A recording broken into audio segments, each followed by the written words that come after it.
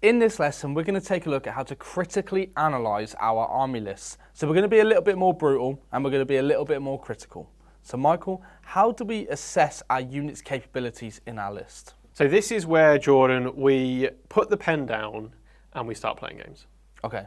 This is the point in the list writing process where we actually start to play some games and get an idea of what our units do on the tabletop. Yes, by all means, we have already said roll out units into certain other units, but here, this is where we want to start playing your games of 40k, whether that's 1,000 points or building up to that 2,000 points regularly. We want to assess our capabilities of our list by playing games. And on that note, we need to look at the list that we've cooked up. We've just gone, okay, here's a balanced list, here's some units we've mentioned. What list have we got, Jordan? So we have obviously gone for the Gladius Task Force as our detachment. We've got the biologists that we mentioned.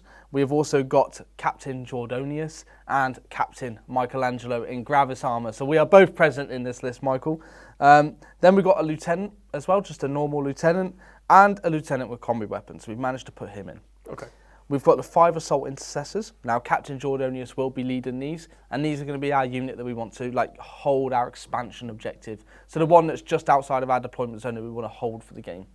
We've then got 5 intercessors. Now, their job is to hold the home objective, and they have an ability where they can keep it under our control, even if they move away from it. So nice. In some matchups, that might be a bit useful. We then have 6 aggressors. Now, this is one of the options for either yourself, Captain Michelangelo, to lead, or the biologists, or they can both go with them, depending on the matchup. Absolutely, and one of our key units. One of our key units, exactly. We also have eradicators that have the exact same function where they can go with the characters can join them, or we can have one in each, depending on matchups. And I guess actually looking at it, that's probably another one of our key units. Yeah. Expensive, packs a punch. No, exactly. And obviously, if you're going into one of those vehicle spam lists that we mentioned, well, this is definitely going to take the key unit over the aggressors. Yeah. We then also have 2 ballistas dreadnoughts. Now, this is to give us some cover and fire support, and also to help us get rid of transports or other vehicles and just pose a threat at long range, because eradicators are quite short ranged and aggressors are the same, and they're also melee. So we want something that can just shoot across the board with some high damage weapons. Okay, fantastic. We also have the 10 Hellblasters that are being led by the lieutenants, so they can fall back and shoot, and they've got the lethal hits, so they can punch up into certain matchups as well. Very nice. So this is our 3 key units: aggressors, eradicators, Hellblasters. Absolutely. We also have 3 Inceptors. Now, these allow us to deep strike 6 inches away from our opponent. They can either score us mission cards, or even they can help us destroy other scoring units. So they could have that different utility depending on opponents. Okay, nice. Yeah. We have 5 infiltrators as well. So these will help us into matchups where maybe deep strike's quite a lot prevalent in their army, or they want to come in from reserves in certain areas, so they can help push those out with their 12-inch denial bubble. Okay, very nice. Then we have 2 scoring units, the Humble Scouts. We've got 2 5-man scout units. Now, these are going to be coming on and off the board, scoring us cards and things like that. So they're going to be very integral to helping us score our army points. Okay, fantastic. And last but not least, the Terminators. These guys are just our elite unit. They can help us bunker down on an objective. Maybe Captain Jordonius has gone, I need the first company in, and we're going to bring the Terminators down just to help us secure the objective. Okay, fantastic. And we know they've got rules to do with the Oath of Moment target, so we know they get a lot out of the army rule as well. And some of the stratagems really good on them, like Armour of Contempt. Yes. Because they've got that 2-up save. Exactly. Okay, very cool. So what is our first step then in critically analysing this list, other than playing some games with it? Well, while we're playing games, it's actually really important for us to keep track of what our army is doing on the tabletop, what each unit has actually achieved. So when maybe a key moment happens in the game, or a unit manages to kill a target you might not expect it to do, make sure you keep note of that, because that might actually change what you think that unit's role is. And it's happened to me on the tabletop where I thought a unit wouldn't actually be able to achieve what it does on the table. And then suddenly I'm going, I need more of these. These actually are going to do a different role for me that I didn't have in the list before.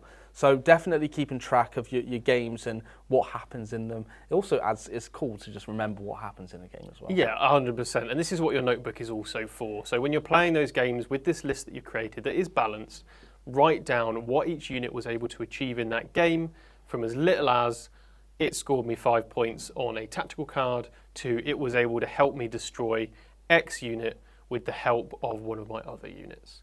And then you'll know whether it's doing the job that it needs to do on the tabletop for you.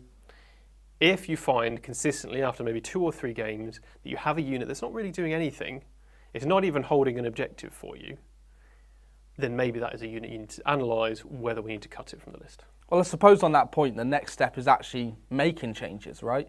So how do we justify making a change, and how much do we change after each game? Okay, so the less you change between games, the better. I would say ideally 1 or 2 units each time you start a new game, and nothing too significant. So for our list, let's say we play our first game and we notice that actually the Terminators we thought would be great against the Oath target, but we were actually using Oath a lot more on the aggressors because they were able to shoot the target and then charge and punch it. So our Oath wasn't really being used by the Terminators, and they were a little slow, even with Deep Strike, to actually contribute to the game. Okay, well that's fine. Terminators we don't necessarily need. We've got Advance and Charge, Advance and Shoot available in the army. We know that we've got Aggressors and Eradicators that are slow moving anyway. So Terminators, probably too slow to keep in the list. And even though they have a 2-up save, our Gravis unit's a T6, which kind of accounts for that. So let's drop the Terminators and look at what we struggled with in the games. And as it turns out, we struggled with being able to reach our opponent's objective marker. So we want some speed in the list now. Okay, so well, the obvious choice then would be something like Jump Pack Assault Intercessors. Cool, all right. Very different role. They're not as durable by a long shot in terms of Terminators, right? But now we've got a 12-inch move, so we've more than doubled the movement of the Terminators. You could even put them in Advance and Charge if you wanted them as a damage piece, right? So they could potentially go 18 inches and charge with this unit, which is significantly changing the unit role for that space we had, right? Yeah, fantastic. Well, what we'll do then is we'll take the Terminators out of the list, and because we want to try and make this, see what this unit can do on the table, we're going to add 2 of these Jump Pack Assault Intercessor squads into the army, and we'll see how we go from there. You're never going to regret swapping 1 unit out for 2 units. More units in a game of 40k generally is more useful, especially when you're in the stages of working out what a list can do. And repeats of units is even better because you start to get very used to the profiles that you're using for those units. Well, Michael, I would be happy with the list if we were allowed to play 2,005 points. But we're actually 5 points over here. This is going to happen a lot. Yeah, exactly. So this is actually part of the frustration, but the beauty of making army lists, right, is the constant changing to fit certain things in. There will be 1,000,001 combos you can have in a list, right? Probably not that many, but it's a lot of combos. But what you can do here in this list to kind of account for this is if we drop one of these Ballistas Dreadnoughts, because we've already got the Eradicators, right? The Eradicators, they might not have the range, but we definitely have the firepower there to deal with our opponent. Now, we'll drop one of these Ballistas, which actually opens up enough points to put in another 3 Inceptors. So we could go, there's 2 options here.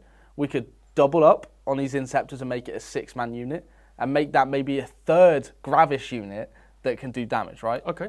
Or we use them again as the primary function that we mentioned before to score points. And we have 2 units that can now deep strike and score us points. They even have the maneuverability of the Assault Intercessor Jump Pack. So win-win. Yeah, fantastic. Well, let's go for 2 units of those. Yep. And then we're going to play another game. And that is the key. We're not going to change too much. We're going to try this out, play another game and see how it goes. So we played our game. You know what we learned, Jordan? What did we learn? So in this theoretical game, we learned that actually we had too many units dedicated to scoring cards and not enough units to do some damage. Right, back to list building then. Back to list building. Okay. So perhaps then we now make the Inceptors 1 unit of 6. And we go, let's make it a damage unit. No necessary changes in the points. No. We know we've got our 2 scoring assets of the Jump Pack Intercessors, but also the reach on the objectives. Now we have a more damaging unit of Inceptors, and we can try it. All right, sounds like an idea. However, so you said that we've struggled in this game we've had too many units to score points, but what are we struggling to kill? Well, we're struggling to kill elite infantry. Inceptors are perfect then, but so we have to pick what weapon they have. Yes. So we have 2 different types. We have the plasmas. We've actually spoken about how good the Hellblasters are good at killing Space Marine bodies. So I think maybe we go with the plasmas on the Inceptors. Yeah. Well, let's try it. Now remember, if you've built the models as they are, then obviously try to use that version of the weapons. If you're not sure what you want to use on them, then you can obviously leave them without arms just for the moment and try them out, or see what the general consensus is. Generally, both options are good. Yeah. They'll help you in slightly different matchups. If you have the bolter variant, then look at the rest of your list and go, okay, maybe I need more AP available, or save your Storm of Fire stratagem specifically for them. Well, it's funny because actually in Gladius, it actually makes the bolters, if you use Storm of Fire, we can give them the AP. So they actually fulfill the role of killing elite infantry with the bolters. Yeah. Whereas the plasmas, they're flat 3 damage when you overcharge, so they're killing a different style of elite infantry, more like Custodes or something like Terminators. So there's the other things you need to consider when they're looking at the weapon profiles, and that might change why you put a unit in your list. Yeah, absolutely fantastic. So we've played a few games now, we've cut some units from the list, and we're kind of happy with where it is at the moment. So we're going to keep playing games, and over the next 5 games now, we're not going to change anything. And we'll work out what we need in the list to fill the gaps. So we've been playing all these games, Michael, but we haven't actually spoken about how the mission impacts the list building, or even secondaries and cards and things like that. So how are we going to account for this in the list building process? Okay, so your first, let's say, 10 games, you don't want to worry too much about specifics of the missions or the mission rules. You want to focus on damage, placement of your models, and how many of the cards you can score. After those games, you then want to start thinking about all the different missions you could end up playing and whether you need to adapt your list for those missions. So we've actually started playing a bunch of missions, and we've realised we really struggle to get to the objective marker in No Man's Land, turn 1. And we're not scoring our primary points for that marker until turn 3. So what we're going to do is we're going to try and increase the movement on the unit we want to hold that objective. In this case, we've got Captain Jordonius and his assault intercessors. Let's get him a transport. Okay, so I'm going to get a transport for these guys, but we've got multiple options in the Space Marine Codex. So we're gonna go all out, or we're going to put a repulsor in. We could even go even further and put a Land Raider in, or we could just go cheap and just go for an impulsor. So what are we kind of thinking? Do we need bigger or smaller? Okay, so the first thing is we know we're going to be over points. So it's whether we can combine the transport role with also doing damage. So what we're going to do is we'll just go cheap to start off with. Always go with the cheap option to kick off with, and then see if swapping units out makes it more viable to take another option. So we'll start with the impulsor, because we know this unit is basically going to sit at the edge of our deployment zone, maybe in a building, and then we're going to run out and stand onto an objective marker. And then that transport's kind of done its job. It can move around, score cards for us. So we're 80 points over, Jordan. Okay, well, there is actually one straight swap we can do, which is drop the intercessors. So we could drop the intercessors, and that gives us a impulsor to carry our assault intercessors. Fantastic. But we've now got nothing on our home objective. Okay. So what we do is we change tactics a little bit, and we're actually going to bring the infiltrators, and we're going to infiltrate on our home objective. I like it. They were there already. They were there already. The rest of the army's turned up now that they know it's safe. Exactly. But they secured the landing zone. We're now clearing the landing zone. Okay? Fantastic. So that's what we're doing. Yeah. So even though they have the infiltrators rule, we don't necessarily need to use it. We can have these guys on our home objective. What we found maybe before in the playtesting stage was that they would start in the mid-board, they'd maybe score a card, and then they'd die. But actually, we've got an impulsor that can do pretty much the same thing. It just has to move into the mid-board. So having these now on the back objective, great idea, and it's a straight swap. Yeah. And I'm already happier with that army list. No, exactly. We're 5 points under. So we've got a pretty much perfect list here. And we've achieved all the roles that we need to. So now back to playtesting? Back to playtesting. Let's check the missions. Did our change impact the way we could score the game? Well, yes, that 3 inches of extra movement from disembarking allowed us to guarantee every time, no matter what an advance roll might have been, to be on our next objective marker in No Man's Land. We scored 5 points every turn from that, and the impulsor was able to pick up some actions and cards later in the game. So we haven't lost, or we don't feel like we've lost anything by losing the intercessor squad. So we're happy. We now need to keep trying other missions, and obviously as the game goes on, throughout the edition, there's going to be new mission packs. There's going to be slightly tweaked mission rules that might favour things like Battle Line, or even Titanic, or characters, who knows, and we might want to tweak our list to build into those different things. So that is us we've critically analysed our army list, we've play tested, we've tweaked a little bit at a time, and we're in a place where we're happy with our balanced list, able to deal with different threats with about the right proportions, but we know we can score points as well. All right, fantastic. Well, homework time. What have we got for us today? So what we've got for you below is a cheat sheet. This is essentially going to help you at the tabletop remember some of your rules and the timings of them, especially unit abilities and your stratagems and your enhancements. And it's just going to really help you focus on the game and your decision making, knowing that you've got a little sheet of paper that's telling you if in case you've missed any rules.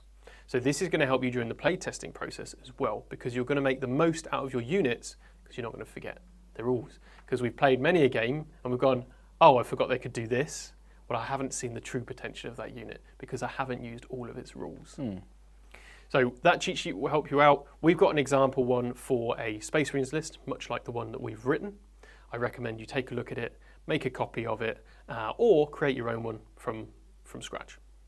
But have that with you, especially while you're testing your list and critically analysing it, and we'll see you in the next video.